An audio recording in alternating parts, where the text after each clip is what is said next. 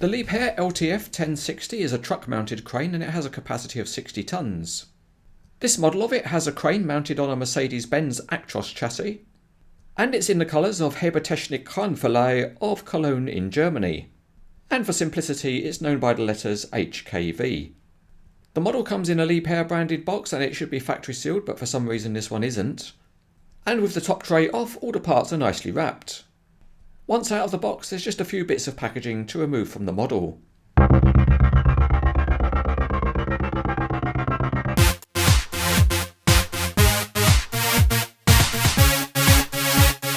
As usual for a mobile crane, we'll just assemble it first in road-going configuration.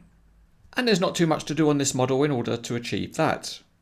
Firstly, the counterweight gets positioned amidships, and it goes there so that the load on the axles is equalised when the truck is on the road.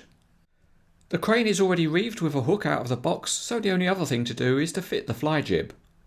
It goes on the side of the main boom and pins into position, and the only issue is it can be a little bit tricky to line up the holes to get the pin in.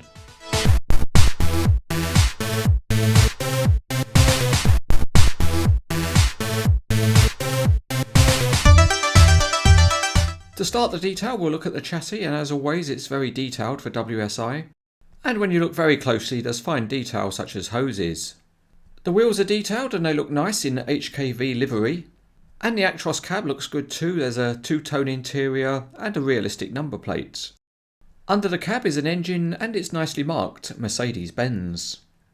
A particular plus point on the model is the very small graphics, which are highly detailed. These also extend to the outriggers, which are metal and realistic, and the front ones have storage baskets on the side.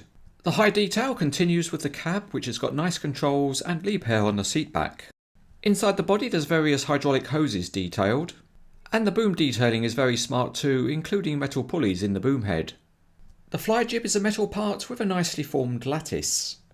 But particularly nice are the main boom sections, which have a realistic fin wall profile and sharp graphics on every section.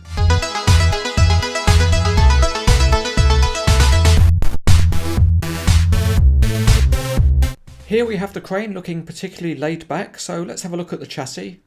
And all of the wheels turn easily enough. There is steering of the front two linked axles, but it's springy and doesn't move very much. At the rear the axles have sprung suspension. But oops, as you can see, one of the bars has just sprung out of position. But it's quite flexible so it clips back into place. At the front each of the individual wheels also has sprung suspension. We're on site, so now let's set the crane up for some lifting activity. And as always the first job is to set the outriggers.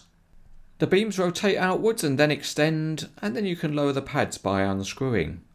But the good thing is there's no unsightly screw threads, as you see smooth pistons. The pads are mounted on a little offset arrangement so that they can be tucked under the crane for travelling, but when setting up you centralise them and put in a little pin to secure them. Plastic spreader plates are also included with the model, and when it's all set the outriggers will hold the crane wheels free. So there we are, all stabilised, at which point one can unhook one's hook and proudly raise one's boom. However, on first raising this boom is more than a little sticky. So not only does it take effort to raise, but it goes up in jerks. But it will probably smooth out a bit once it's been raised or lowered a couple of times. At this point the real crane would rotate round and pick up its counterweight. However, that doesn't quite work on the model because of the fixing arrangement, so we need to get a bit handy and fix the counterweight manually. And that's easy to do because it just pushes up into place. Once it is attached there's no problem rotating the crane round because all the tolerances have been engineered properly. Let's now dash forward and have a quick look at the driving cab, and that tilts nicely, but unfortunately it won't pose in the tilted position. Of course, not to be outdone, the crane cab also tilts, and it will hold any position. There's also an access platform which pulls out from underneath.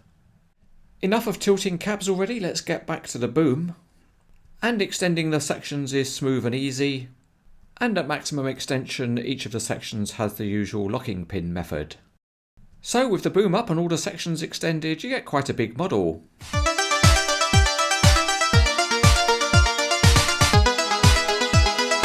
So with it fully extended, let's run the tape over it. And to the top of the boom it's about 33 inches or 84 centimetres. But if you want to go to the max, you can add the fly jib on, and that gives you another 13 inches or 33 centimetres. It fixes onto the boom head with a couple of steel pins, and then the fly jib gets unfolded and pinned into position. You have to unfold it because for some reason WSI have not included a pulley at the end of the lattice section. And if there was one here, you could run a hook off it. Well, here the hook has already been magically reeved off of the fly jib, but perhaps the hook block is a bit too big to be a single line hook. To complete the rigging, we need to remove the hoist cut-off chain from the boom head, and that involves pressing out the plastic pin. Once it's out, the best thing to do is to leave off the plastic pin entirely, and just use the hook on the end of the chain to hook into the top of the fly jib. The weighted end then gets clipped onto the hoist rope. With the fly jib rigged, another feature comes into play, and that is that you can alter the offset angle. It's controlled by a cylinder, but it's very stiff, so it holds a pose. With the crane set up, you can now do what you really wanted to do, and that's play crane driver. This version of the Liebherr truck crane from WSI looks really good in the colours of HKV. Both the detailing and the features are very good, and as a model to have sitting in the display case, it's outstanding.